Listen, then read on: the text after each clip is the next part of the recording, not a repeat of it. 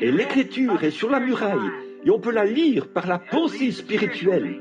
C'est elle qui croit aux choses spirituelles, qui est née de l'Esprit de Dieu. Ce brave Belshazzar est sorti et a pris les vases du Seigneur pour y boire du vin. Pourquoi? Il était un incroyant.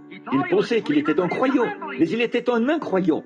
Voyez, c'est ça. Il était incrédule à l'égard de la parole. Akab, il était un incroyant, bien qu'il agissait comme s'il ne l'était pas. Non, non, il était parmi les croyants, mais il était un incroyant. Qu'a-t-il fait? Il a épousé une idolâtre et a introduit cela, l'idolâtrie, en Israël. Il était un incroyant, ça nous le savons. Il nie le fait que toute la parole de Dieu est vraie. L'incroyant, c'est, voyez-vous, souvenez-vous-en, là, c'est un hypocrite. Et c'est comme ça qu'il agit. Il prétend y croire, mais il nie cela. Il dit, bon, une bonne partie de cela est correcte. Mais s'il ne considère pas que tout est vrai, alors ça fait de lui un incroyant. Vous devez croire chaque trait de lettre, chaque iota, et tout ce qui est dit là-dedans. Ce doit être vrai. Si ce n'est pas vrai, si maintenant vous dites « je ne crois pas à ça », eh bien dans ce cas, vous êtes un incroyant. Un homme m'a dit une fois, c'était un ministre, il a dit « Monsieur Branham, peu m'importe le nombre de gens que vous pouvez présenter, qui, selon vous, ont été guéris, je n'y croirai pas. » J'ai dit « Bien sûr que non, vous ne pouvez pas y croire. Vous êtes un incroyant. Ce n'est pas pour vous, c'est seulement pour les croyants. Vous devez y croire. » Voyez, et eux, ils n'y croient pas. Alors, quand vous voyez quelqu'un dans cet état-là, Paul a bien parlé, le prophète. Il a dit qu'il serait emporté, enflé d'orgueil, aimant le plaisir plus que Dieu, ayant des apparences de piété, mais reniant ceux qui ont fait la force de la parole. Éloigne-toi de ces gens-là. Remarquez, ils nient toute la parole, mais en apparence, ils sont religieux.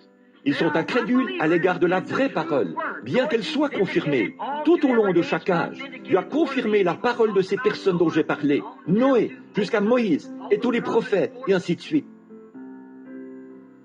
Dieu a parlé par le surnaturel, et a confirmé la parole. Et malgré tout, les gens de l'époque ont ignoré cela.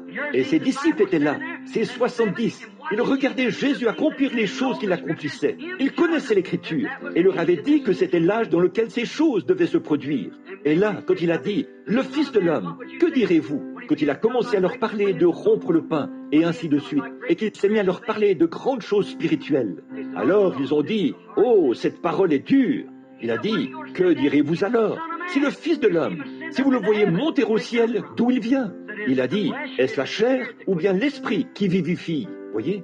Et alors, ils se sont retirés. Ils ont dit « oh, ça, non, je ne peux pas croire ça. » Voyez? Et ils ont tout de suite abandonné la parole. Ils ne veulent même pas rester pour voir ce qui se produit. Voilà l'incroyant. Et eux, qu'ont-ils fait alors?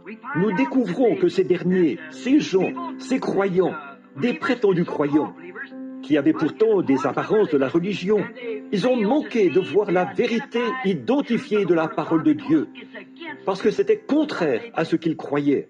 Voyez, ce que vous croyez n'a aucune importance. Combien vous êtes fidèles,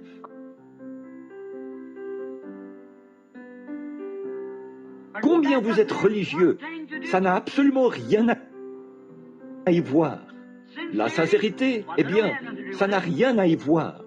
J'ai vu des gens vraiment sincères. J'ai vu des païens brûler leurs enfants, les donner en pâture aux crocodiles, des mères faire cela à leurs bébés. Ça, c'est plus que ce qu'un chrétien ferait, voyez? Ils croient sincèrement, mais ils étaient sincèrement dans l'erreur. Les gens disent, eh bien, cette église a tenu bon, c'est que vous êtes sincèrement dans l'erreur. Si c'est contraire à la parole, eh bien, écoutez, moi, je ne crois pas une telle chose, mais pourtant la Bible dit que c'était ainsi, voyez? Je ne crois pas que nous devons faire ceci, peu m'importe ce que vous pensez ne pas devoir faire. Dieu a dit que ça devait être fait. Voici les signes qui les accompagneront. Jusqu'où? Par tout le monde. Qui? Toute la création. Voyez, il en sera ainsi. Or, on sera ainsi, c'est « cela arrivera ». Et ce message de l'heure que nous apprécions tant en ce moment, la présence de Dieu, le dernier jour, le temps du soir où les lumières brillent, les choses qui ont été dévoilées, la parole qui était confirmée et prouvée comme étant la vérité. Cela a été prophétisé et s'est accompli par la science et tout le reste. Il a été démontré que c'est Jésus-Christ, le même hier, et éternellement.